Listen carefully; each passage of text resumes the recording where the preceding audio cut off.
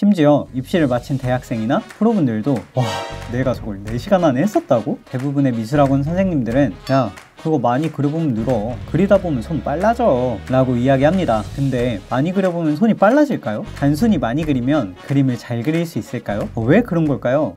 안녕하세요, 예금이대 깝지입니다. 시간이 너무 부족해, 손이 너무 느려 라고 생각해 보신 적 있으세요? 항상 궁금해 하시는 말 중에 어떻게 하면 손이 빨라져요? 빨리 그리려면 어떻게 해야 돼요? 잘 그리고 싶은데 어떻게 하면 실력이 빨리 늘어요? 이렇게 물어보면 대부분의 미술학원 선생님들은 야, 그거 많이 그려보면 늘어, 그리다 보면 손 빨라져 라고 이야기합니다. 저도 저렇게 들었고 배웠고 해봤는데 나름 효과가 있어서 똑같이 답변했었어요. 근데 많이 그려보면 손이 빨라질까요? 단순히 많이 그리면 그림을 잘 그릴 수 있을까요? 왜 그런 걸까요? 이 영상 끝까지 보시면 어떻게 해야 하는지 알 수 있으실 거예요. 정해진 시간 안에 그림을 그릴 때 특히 입시미술의 경우 4시간에 4절지에 혹은 더 큰 용지에 그림을 그려야 돼요. 4시간이라고 하는 시간이 생각보다 길 것 같지만 막상 시험을 쳐보면 시간이 부족하고 완성을 못하는 학생들도 정말 많아요. 심지어 입시를 마친 대학생이나 프로분들도 와, 내가 저걸 4시간 안에 했었다고? 라고 생각합니다. 실제 실기시험장에서도 시간 이슈 때문에 완성을 못하고 나오는 학생들도 꽤나 있어요. 단순히 많이 그리는 것 말고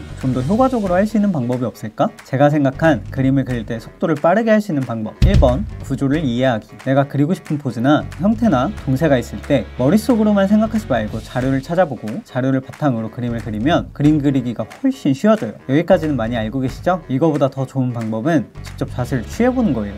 무슨 자세를 취하면 그림을 잘 그려, 약파네 이렇게 생각했다면 진짜 안 해본 사람, 직접 포즈를 취해보면 인체가 겹쳐져서 가려진 부분이라거나 움직이는 형태, 포즈의 어색한 부분 같은 걸 바로 알아차릴 수 있어요. 그래서 그림을 더 잘 그릴 수 있어요. 학원에서 자세 취하기 부끄럽단 말이에요. 혼자 화장실 가서 포즈 취하보면 됩니다. 진짜 효과적이니까 꼭 한번 해보세요. 또 같은 포즈를 여러 번 그려보는 것도 도움이 엄청 많이 돼요. 내가 그리고 싶은 자료를 한 번만 그려보는 게 아니라 여러 번 그려보면서 나한테 익숙하게 만드는 거예요. 그럼 포즈에 대한 이해도가 높아지면서 내가 특정 포즈를 그릴 때 자연스럽게 손이 빨라지게 됩니다. 2번, 정확한 샘플을 만든다. 내가 그리고 싶거나 필요한 자세를 여러 번 그리면서 이해도를 높였죠? 그걸 활용해서 자신 있는 그림을 만들어 놓고 자신 있는 그림을 보면서 새로운 그림을 그립니다. 입시미술의 경우 정해진 시간이 있기 때문에 어느 정도 규격화된 그림을 그릴 수밖에 없어요. 특정 포즈를 그린다거나 특정 구도를 사용하거나 특정 앵글을 넣어야 돼요. 그러면 내가 지금 할 수 있는 최선의 그림을 그려놓고 보고 그리는 거예요. 저도 그림을 그리면서 진짜 많은 자료들을 보고 예전에 그렸던 그림 중에서도 잘 그렸던 그림들을 보면서 참고하면서 그림을 그려요. 대신 정확한 샘플을 만들 때는 피드백을 받을 수 있으면 좋아요. 피드백을 받으면 내 그림에서 이상한 부분이 어딘지를 짚어줄 수 있어서 효과적이에요. 피드백을 못 받는 경우에는 어떻게 해요? 나한테 필요한 좋은 자료들을 모아놓고 필요한 부분들만 참고하면 돼요. 누구나 봐도 잘 그렸다는 정확한 샘플이 하나 나온다면 그걸 보면서 계속 그려보는 게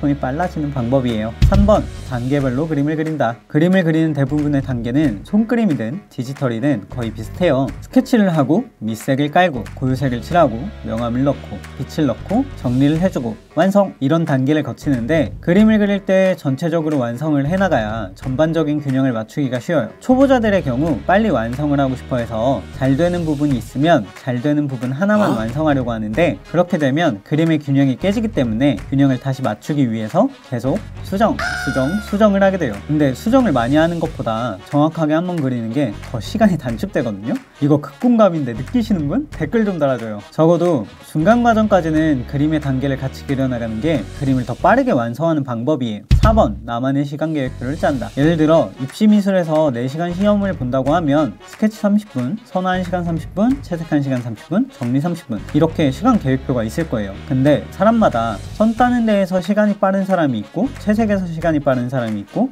정리하는 부분에서 시간이 더 필요한 사람이 있고 진짜 천차만별이기 때문에 나만의 시간 계획표를 짜고 그림을 그리면 시간을 더 효율적으로 쓰고 단축해서 그릴 수 있게 돼요. 쌤, 근데 나만의 시간은 어떻게 알 수 있어요? 그 방법은 많이 그려보는 거란다. 그래서 여기서 많이 그려보다 보면 완성을 할 수 있다는 말이 나오는 겁니다. 근데 그냥 막연하게 많이 그리는 게 아니라 구조 이해했죠? 샘플 보면서 그리죠? 단계 확실히 이해하고 나만의 시간 계획을 가지고 그리는 걸 하고 있는 거잖아요. 이게 좀 다른 거죠. 마지막으로 5번, 반복해서 그린다. 많이 그려보는 거.